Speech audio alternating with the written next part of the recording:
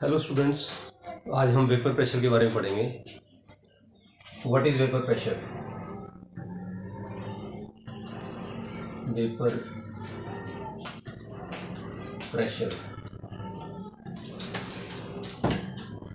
इसको डायग्राम की हेल्प से समझेंगे। पहले तो इसी डेफिनेशन हम लिखेंगे। देखो, this is the close container, ये एक बंद कंटेनर है और इसके अंदर मैंने सपोज वाटर रखा हुआ है, कोई भी और लिक्विड लिया जा सकता है। तो आपने इवेपोरेशन पढ़ रखा है +1 में। Evaporation is the surface phenomena, water evaporates from the surface of the liquid. तो यहाँ से कुछ शुरू में कुछ भी नहीं था ऊपर, शुरू में इसमें खाली था ये। धीरे धीरे इवेपोरेशन स्टार्ट हुई। एक मॉलिक्यूल गया हवा में, दूसरा मॉलिक्यूल गया हवा में, फॉरवर्ड डायरेक्शन रिएक्शन हो रही है। Reaction is taking place in the forward direction. Molecules are moving in the vapour phase. धीरे धीरे जब वेपर फेज में मॉलिक्यूल्स की संख्या बढ़ने लगी, एक मॉलिक्यूल हो गया, दूसरा मॉलिक्यूल हो गया, तीसरा मॉलिक्यूल हो गया, इवेपोरेशन हो रही है। इवेपोरेशन हो रही है। आपको पता है कि evaporation can take place at any temperature. Boiling occurs at a particular temperature, but evaporation can occur at any temperature. तो ये जैसे जैसे मॉलिक्यूल्स बढ़ रहे हैं, रिएक्शन किस डायरेक्शन में जा रही है? फॉरवर्ड डायरेक्शन में। इवेपोरेशन हो रही है। मैं लिख सकता हूँ कि इवेपोरेशन हो रही है। इवेपोरेशन हो रही है। तो थोड़ी सी देर के बाद एक reverse process start forward direction में जा रही है। यहाँ लिख सकते हैं reaction is moving in the forward direction. थोड़ी सी देर के बाद जब कंसंट्रेशन बढ़ने लगती है, this is the reactant, this is the product. This is the reactant, this is the product. As the concentration of the product goes on increasing, a reverse process starts. एक उल्टी process start हो जाती है। ये आपस में एक दूसरे के टच में आते हैं। They gets heavy and they settle down. नीचे बैठना शुरू हो जाते हैं। ये दीवारों के साथ टच करते हैं, दीवारें, और they settle down, they cool down, settle down. They are having the higher energy. आपको पता है कि वेपर्स की एनर्जी कैसी होती है? हाई। जब दीवारों के साथ टच में आते हैं तो वो टक्कर मारने के कारण अपनी एनर्जी लूज कर देते हैं और ये नीचे बैठ जाते हैं। तो उस रिवर्स प्रोसेस को क्या बोलते हैं? कंडेंसेशन। तो ऊपर की साइड जो जा रही है उसको बोलते हैं इवेपोरेशन। जो मॉलिक्यूल्स ऊपर की साइड जा रहे हैं उसको बोलते हैं इवेपोरेशन, और जो नीचे की साइड आ रहे हैं उसको क्या बोलते हैं? कंडेंसेशन। तो two types of processes are taking place. Initially only evaporation was taking place. शुरू में सिर्फ इवेपोरेशन ही हो रही थी, लेकिन अब एक रिवर्स प्रोसेस भी स्टार्ट हो गई जिसको क्या बोलते हैं? कंडेंसेशन। तो दो प्रोसेसेस हो रही हैं, इवेपोरेशन एंड कंडेंसेशन। धीरे धीरे इवेपोरेशन का रेट क्या होता जा रहा है? कम, और कंडेंसेशन का रेट क्या होता जा रहा है? ज्यादा, क्योंकि प्रोडक्ट्स बढ़ते जा रहे हैं। टाइम के साथ प्रोडक्ट्स बढ़ते जा रहे हैं। एक स्टेज इज रिच्ड, एक स्टेज आ जाती है जब rate of evaporation becomes equal to rate of condensation. Evaporation का रेट और कंडेंसेशन का रेट कैसा हो जाता है? बराबर। तो forward reaction and a backward reaction also starts. Backward reaction is called as condensation. Evaporation हो रही है और कंडेंसेशन हो रही है। एंड कंडेंसेशन, फॉरवर्ड डायरेक्शन में इवेपोरेशन हो रही है, बैकवर्ड डायरेक्शन में कंडेंसेशन हो रही है। इसको हम चेंज करके लिख सकते हैं, कोई फर्क नहीं पड़ता क्योंकि इक्विलिब्रियम प्रोसेस है। फॉरवर्ड डायरेक्शन में क्या हो रही है? वेपर्स बन रहे हैं, ऐसे लिख देते हैं। फॉरवर्ड डायरेक्शन में क्या हो रहा है? वेपर्स बन रहे हैं। और बैकवर्ड डायरेक्शन में क्या हो रहा है? Vapours are getting converted into liquid. तो फॉरवर्ड डायरेक्शन भी लिख सकते हैं, यहाँ पे इवेपोरेशन भी लिख सकते हैं, यहाँ पे बैकवर्ड रिएक्शन भी लिख सकते हैं और कंडेंसेशन भी लिख सकते हैं। बैकवर्ड रिएक्शन रट्टा नहीं मारना, बुक में से समझना है कंसेप्ट्स को, ठीक है। In the forward direction liquid is getting converted into vapours, and in the backward direction the vapours are getting converted into liquid. A stage is reached when the forward direction becomes equal to the backward direction. जितनी speed पर vapours बन रहे हैं उतनी ही speed पर वो वापस liquid में कन्वर्ट हो रहे हैं। उस स्टेज को क्या बोलते हैं? Equilibrium stage. उस स्टेज को क्या बोलते हैं? Equilibrium stage. इक्विलिब्रियम स्टेज पर जितना लिक्विड है उतना ही रहेगा। शुरू में तो लिक्विड ज़्यादा था, वो थोड़ा सा वेपर्स में कन्वर्ट हो गया तो लिक्विड कैसा रह गया? थोड़ा सा कम। लेकिन धीरे धीरे जैसे जैसे कंडेंसेशन बढ़ती गई, इक्विलिब्रियम स्टेज आ गई, उसके बाद लिक्विड के लेवल में कोई चेंज नहीं आएगा। +1 में आपने पढ़ रखा है, at equilibrium there is no change. It appears that there is no change but change is taking place. Equilibrium आ गया तो जितना लेवल लिक्विड का है उतना ही रहेगा, जितने वेपर्स हैं उतने ही रहेंगे, क्योंकि बराबर मात्रा में बढ़ रहे हैं, बराबर मात्रा में नीचे आ रहे हैं। Okay, this is equilibrium stage. Equilibrium stage पर ये जो है ना साथ में लगातार ये दीवारों से टक्कर मार रहे हैं, दीवारों से टक्कर मार रहे हैं, तो क्या पैदा हो रहा है? प्रेशर पैदा हो रहा है। तो इस प्रेशर को, इक्विलिब्रियम स्टेज पर जो प्रेशर पैदा होता है उसको क्या बोलते हैं? Vapour pressure. लास्ट क्लास में भी पढ़ा है लेकिन यहाँ क्लियर करना जरूरी है आपको। तो वेपर प्रेशर क्या होता है? What is vapour pressure? It is a pressure, it is a pressure exerted by vapors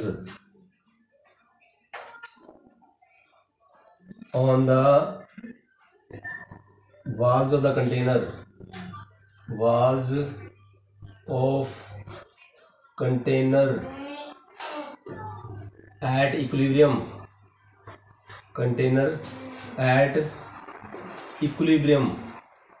equilibrium पे जो वेपर्स कंटेनर की दीवार के ऊपर टक्कर मारते हैं उस प्रेशर को क्या बोलते हैं? Vapour pressure. It is very important. आगे का जो चैप्टर है सॉल्यूशन का सारा वेपर प्रेशर के ऊपर ही बेस्ड है, तो इसको समझना बहुत जरूरी है। फैक्टर्स अफेक्टिंग, क्या क्या फैक्टर्स अफेक्ट करते हैं वेपर प्रेशर को? Factors affecting vapour pressure, factors affecting the vapour pressure. Vapour pressure को कौन कौन से फैक्टर अफेक्ट करते हैं? Number 1, nature of liquid. Nature of liquid, liquid का नेचर कैसा है ये अफेक्ट करता है वेपर प्रेशर को। जैसे सपोज मैंने यहाँ पर पानी ले लिया तो उसका वेपर प्रेशर कुछ और होगा। मैं पानी की जगह यहाँ पर पेट्रोल ले लेता हूँ तो इसका वेपर प्रेशर कुछ और होगा। आप सोचें अपने मन में कि वेपर प्रेशर पानी का ज़्यादा होगा या पेट्रोल का ज़्यादा होगा, और क्यों होगा? आपको पता है कि पानी के केस में जो इंटरमोलिकुलर फोर्सेस होती हैं वो कैसी होती हैं? ज़्यादा। जितनी इंटरमोलिकुलर फोर्सेस ज़्यादा होंगी उतनी इवेपोरेशन कैसी होगी? कम। ठीक है, तो सेम टेम्परेचर पे पानी का वेपर प्रेशर कैसा होएगा? कम। और पेट्रोल का और ईथर का वेपर प्रेशर कैसा होएगा? ज़्यादा। ठीक है ना। तो different liquids have different vapour pressures. हर एक लिक्विड का वेपर प्रेशर अलग अलग होता है। It depends upon the nature of forces. अगर इंटरमोलिकुलर फोर्सेज कम हैं तो वेपर प्रेशर ज़्यादा होता है, क्योंकि ज़्यादा मॉलिक्यूल्स हवा में जा सकते हैं आसानी से। ठीक है, तो smaller the intermolecular forces, smaller the intermolecular forces, intermolecular forces, more the vapor pressure, more the vapor pressure। जितनी इंटरमोलिकुलर फोर्सेज कम होंगी उतना वेपर प्रेशर ज़्यादा होएगा। Number 2, it depends upon the temperature. ये टेम्परेचर पे डिपेंड करता है। It depends upon the temperature. जितना टेम्परेचर बढ़ाएंगे, जैसे मैंने 2 वाटर ले लिए, एक ले लिया 25 डिग्री सेल्सियस पे, एक ले लिया 35 डिग्री सेल्सियस पे, तो वेपर प्रेशर किसका ज़्यादा होएगा? आप सोचो 2 मिनट। 25 डिग्री पे पानी, 35 डिग्री पे पानी। तो जो पानी हायर टेम्परेचर पे है उसमें बॉन्ड्स ज़्यादा टूटे हुए हैं। जैसे जैसे टेम्परेचर बढ़ाते हैं तो इंटरमोलिकुलर फोर्सेज क्या होती हैं? ब्रेक हो जाती हैं। तो इंटरमोलिकुलर फोर्सेज ब्रेक हो जाते हैं तो molecules are more free to move in the air. ज़्यादा आसानी से हवा में जाएंगे, ज़्यादा मॉलिक्यूल हवा में जा पाएंगे। तो at 35 degree Celsius the vapour pressure will be more. As we increase the temperature, the more and more forces breaks and more molecules go in the air. So vapor pressure increases with increasing temperature. Vapor pressure increases। जो भी काम करें, जो भी topic करें, बहुत थोड़ा करें लेकिन अच्छी तरह से समझ के करें ताकि वो हमें हेल्प करे एग्जाम में। रट्टा मारने से काम नहीं चलता। Vapour pressure increases with increase in temperature। increase in temperature, हम टेम्परेचर बढ़ाएंगे तो वेपर प्रेशर बढ़ता जाएगा। तो these two factors control the vapor pressure, nature of liquid and temperature। nature of liquid and temperature, these are the factors that governs the vapor pressure। what is vapor pressure? it is the pressure exerted by vapors on the walls of the container at equilibrium।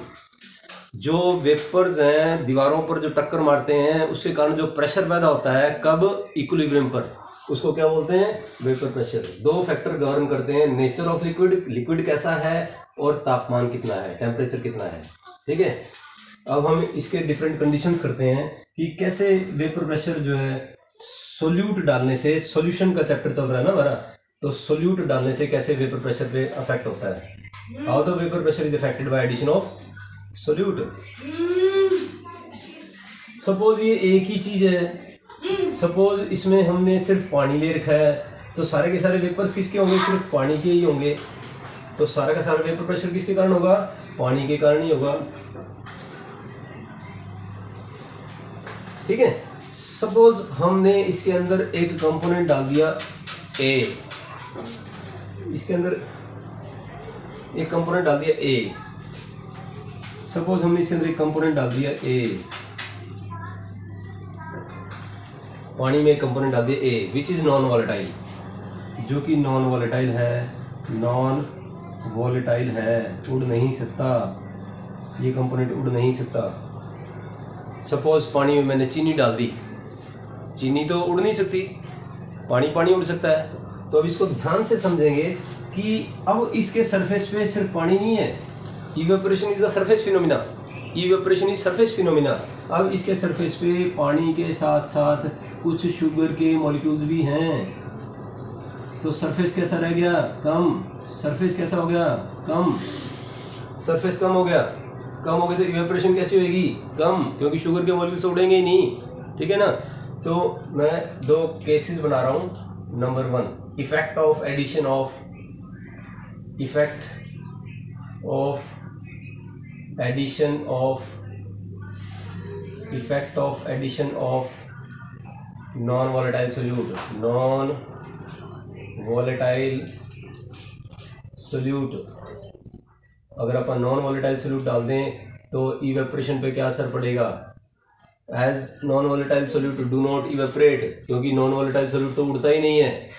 ठीक है ना, as non volatile solute do not evaporate, so it has no effect, we can say it has no effect. वो बाद में study करेंगे कि ये कम कर देता है वेपर प्रेशर को, वो बाद में स्टडी करेंगे। एज ए सिंपल केस हम इसको स्टडी कर रहे हैं कि इसका कोई असर नहीं होता, ये वेपर प्रेशर पे कोई असर नहीं डालता। तो वेपर प्रेशर किसके बराबर हो जाता है, ये रोल्ट लॉ भी कराऊंगा, रोल्ट लॉ की इक्वेशन है ये, vapour pressure becomes equal to P is equal to P, Raoult law की इक्वेशन है ये, रोल्ट लॉ लिख देते हैं, इसके बाद समझा देंगे आपको। P becomes equal to PA not XA, PA not XA, PA not XA, ये सपोज B है, सोल्यूट B देते हैं हम, PA is equal to PA not XA, this is the Rolle's law, this is Rawls law. अभी आपको बीच में ही करा देता हूँ मैं, what is Rawls law. Rawls law कहता है कि वेपर प्रेशर कोई कंपोनेंट कितना एक्सर्ट करता है जब एक मिक्सचर होता है। एक जब ए और बी का मिक्सचर है तो उसमें ए का कुछ प्रेशर तो ए का होगा, कुछ प्रेशर किसके कारण होगा, बी का। जब दो कंपोनेंट्स का मिक्सचर है, दो कंपोनेंट्स का सॉल्यूशन है ए और बी, तो इसके अंदर ए के भी वेपर्स होंगे और बी के भी वेपर्स होंगे। तो ए के वेपर्स कितने होंगे, ए के कारण प्रेशर कितना होएगा, बी के कारण प्रेशर कितना होएगा, दोनों के कारण प्रेशर होगा। ये चीज अपन किससे सिद्ध करते हैं, रॉल्स लॉ से। तो रॉल्स लॉ कहता है कि जो कोई भी कंपोनेंट है ना, उसका जो वेपर प्रेशर किसके ऊपर डिपेंड करता है कि उसका पहले कितना था जब अलग से लिया गया। मान लो अलग से किसी डब्बे में अपन ने ए ले लिया और उसका प्रेशर नापा तो उसका प्रेशर कितना था, ठीक है, और उसकी मात्रा इसमें कितनी है। सपोज मैंने दो क्लोज कंटेनर ले लिए, ये इसमें मैंने कंपोनेंट सिर्फ ए ले लिया, इसमें मैंने सिर्फ कंपोनेंट बी ले लिया। तो यहाँ पर जो प्रेशर होएगा वो किसके कारण होएगा, सिर्फ ए के कारण होएगा। तो उसको अपन जब अपन मिक्सचर में लेंगे तो उसको क्या लिखेंगे, P A not, individual vapour pressure of A, P A not. And इसके अंदर जो प्रेशर होएगा वो किसके कारण होएगा, बी के कारण। तो इसको क्या बोलेंगे, individual vapour pressure due to B, individual vapour pressure due to A, individual vapour pressure due to B. जब अपन इसको मिक्सचर में लेंगे, ए और बी को मिक्स कर देंगे, तो जो टोटल वेपर प्रेशर होगा वो ए के कारण भी होगा और बी के कारण भी होगा, ठीक है ना। तो दो डिफरेंट कंडीशंस बनती हैं। एक कंडीशन वो बनती है कि जब बी वॉलेटाइल है, एक कंडीशन बनती है कि बी जब नॉन वॉलेटाइल है। चलो पहले आपको रोल्स लॉ करा देते हैं, कंडीशन बाद में करा देंगे, ठीक है। What is Raoult's law, what is Raoult's law, RAOULT, roles law, very very important topic of this chapter, बहुत इंपॉर्टेंट है। एक हेनरी लॉ बताया था इंपॉर्टेंट, एक रोल्स लॉ इंपॉर्टेंट होता है। रोल्स लॉ क्या होता है कि एक मिक्सचर में जिस सॉल्यूशन में जिसके अंदर दो कंपोनेंट मिलाए गए हैं, हम बाइनरी सॉल्यूशन ही पढ़ रहे हैं, ए और बी, तो उसमें ए का वेपर प्रेशर कितना होगा, दोनों का वेपर प्रेशर होगा, ए का भी होगा और बी का भी होगा, तो ए का कितना होगा, that depends upon, that is directly proportional to, that is equal to the its partial pressure, its individual pressure and its mole fraction. कितनी मात्रा डाली मैंने, ए की मात्रा कितनी डाली, इसमें दो कंपोनेंट है ए और बी, तो इसमें प्रेशर भी दो के कारण होगा, ए के कारण भी और बी के कारण भी। तो प्रेशर ए के कारण कितना होगा वो डिपेंड करता है कि मैंने ए की मात्रा कितनी डाली, और दूसरा ये डिपेंड करता है कि ए का प्रेशर कितना होता है, अलग से जब नापते हैं तो ए का प्रेशर कितना होता है, ये कहता है रोल्स लॉ। बस पार्शियल प्रेशर का मतलब क्या, दो डाल रखे हैं, दो के कारण प्रेशर है, तो एक के कारण प्रेशर को क्या बोलेंगे, partial pressure of A is equal to its individual pressure. ये इंडिविजुअल प्रेशर है, जब अलग से अपन नापते हैं कितना था और उसकी मात्रा कितनी है, पता लग गया। This is the roles law, ये क्वेश्चन आपको याद करनी है। सिमिलरली बी कंपोनेंट के लिए लिख सकते हैं अपन, पी बी इजकल टू, लिखो अपने आप लिखो मेरे से आगे क्या लिखेंगे, पी बी नॉट, उसका इंडिविजुअल प्रेशर कितना था, partial pressure of B. Partial pressure की बात कब करते हैं, जब अपने पास दो या दो से ज़्यादा कंपोनेंट होते हैं, तो सारे प्रेशर डाल रहे हैं, तो एक कंपोनेंट के प्रेशर को क्या बोलेंगे, पार्शियल प्रेशर, दूसरे कंपोनेंट के प्रेशर को क्या बोलेंगे, पार्शियल प्रेशर।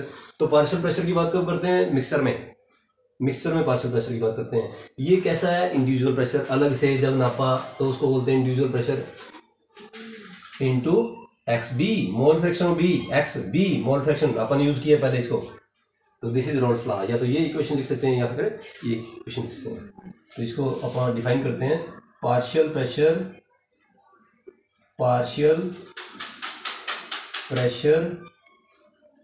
एक्सर्टेड बाय, बहुत इजी है लेकिन समझ के नहीं करते, रट्टा मारते हैं, इसलिए एग्जाम में बच्चों को नहीं याद आता। Partial pressure exerted by any component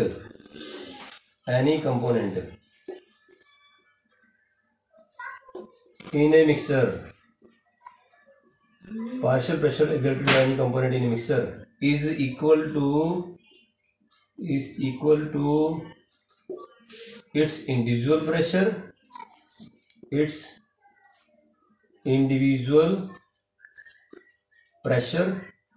is equal to product of लिख लो क्योंकि गुणा का निशान है, is equal to product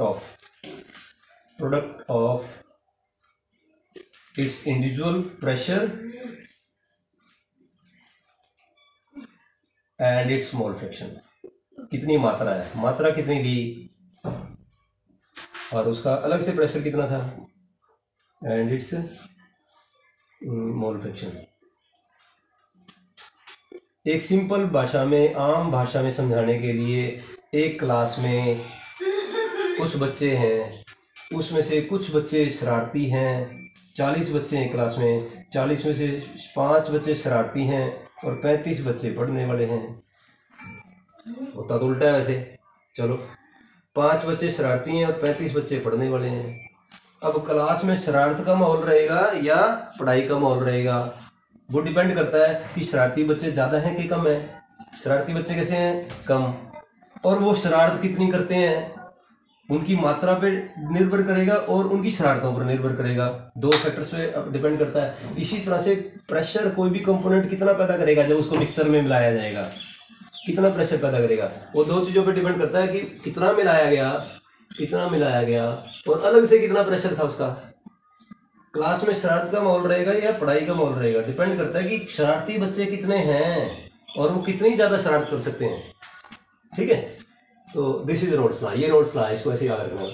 partial pressure exerted by any component in a mixture is equal to the product of, इसको ही डिफाइन कर रहा हूँ मैं इसी क्वेश्चन को, product of its individual pressure and its mole fraction. This is Raoult's law. ठीक है, roles law is very very important. दो तरह से इसको यूज किया जा सकता है, एक दो केसेस बनते हैं इसके रोल्स लॉ के। Number 1, when non volatile component is added, वो जो पहले लिखा था ना वो यहाँ लिखेंगे, when non volatile solute is added, non volatile solute is added, जब नॉन वोलेटाइल सोल्यूट अपन ऐड कर देते हैं, मेरे पास एक सॉल्वेंट है ए, मैंने उसके अंदर एक सोल्यूट ऐड कर दिया बी जो कैसा था, नॉन वोलेटाइल, जैसे अभी आपको एग्जांपल बताया था, पानी में चीनी डाल दो या पानी में नमक डाल दो, साल्ट डाल दो, तो नॉन वोलेटाइल सोल्यूट हो जाता है वो। ठीक है, आपको पता है कि नॉन वोलेटाइल सोल्यूट तो उड़ेगा ही नहीं, तो जो वेपर प्रेशर है वो किसके बराबर होगा, सिर्फ सॉल्वेंट के बराबर होगा, क्योंकि सॉल्वेंट के मॉलिक्यूल्स उड़ेंगे। तो we can write Raoult's law. Raoult's law उसके लिए क्या लिख सकते हैं अपन, पी टोटल प्रेशर, पी क्या हो गया, टोटल प्रेशर। यहाँ पे जो प्रेशर होता है वो टोटल है, जितने भी कंपोनेंट्स उनके कारण है। पी किसके बराबर होएगा, सिर्फ पी ए के बराबर होएगा। P will be equal to P A only. P A reduce होएगा, वैसे मैं सिंपल केस ले रहा हूँ, वैसे तो रिड्यूस होएगा, वो कम हो जाएगा, क्योंकि ये तो एक्सर्ट करेंगे ही नहीं ना प्रेशर। चलो, P is equal to PA. What is PA? That is equal to PA not XA. PA not XA. चलो कोई बात नहीं, ये लिख दिया, क्योंकि XA की मात्रा सोल्यूट डालने के कारण कैसी होगी, कम। B डालने के कारण A की मात्रा कैसी होगी, कम। तो फिर ये ऑटोमेटिकली XA जब कम हो जाएगा तो ओरिजिनल वेपर प्रेशर से तो ये कम आएगा। तो P is equal to P जो टोटल प्रेशर है वो किस पे डिपेंड करेगा, सिर्फ ए कंपोनेंट पे डिपेंड करेगा। ठीक है, और PA अपने को पता है किसके बराबर होता है, रोल्स लॉ के अकॉर्डिंग PA नॉट XA। जब नॉन वोलेटाइल सोल्यूट डालते हैं तो रोल्स लॉ की इक्वेशन ये बनती है। Number 2 second case, when volatile component is added. Volatile component is added, जब वोलेटाइल कंपोनेंट ऐड कर देते हैं तो कैसी इक्वेशन बनती है, when some volatile component is added, what is the equation found? जब अपन नॉन वोलेटाइल कंपोनेंट डालते हैं तो प्रेशर दोनों के कारण पैदा होता है, ए के कारण भी पैदा होता है, बी के कारण भी पैदा होता है। ये याद रखो कि ए इज सॉल्वेंट, जनरली बुक्स में ऐसा ही लिखा जाता है, ऐसे ही हम याद करें तो बढ़िया रहता है। बी इज सोल्यूट, उल्टा भी कर देंगे तो कोई फर्क नहीं पड़ेगा। तो टोटल प्रेशर किसके बराबर हो जाएगा, we know that P A कितना प्रेशर डालता है, हमने पढ़ रखा है, P A not X A. P B कितना प्रेशर डालता है, P B partial pressure, B partial pressure कब, जब अपन सॉल्यूशन में दे रहे हैं, किसके बराबर होएगा, P B not X B. तो we know that total pressure P, दोनों टोटल प्रेशर किसके बराबर है, P A plus P B के बराबर है। Total pressure is equal to P A and P B. तो इसकी वैल्यूज पुट कर दो, तो total pressure will be equal to P A की वैल्यू क्या होती है, P A not X A plus P B की वैल्यू क्या होती है, P B not X B. तो this is the total pressure exerted by mixture of two components. तो when non volatile component is added the equation becomes this like this, and when we add the volatile component the equation becomes like this. इस तरह से equation हो जाती है। तो this is all about the vapour pressure and Raoult's law. इसको अच्छी तरह से स्टडी करें बच्चों, आगे छोटे छोटे वीडियोस बनाएंगे ताकि पढ़ने में भी आसानी रहती है आपको और कंफ्यूजन भी नहीं पैदा होता। Thank you.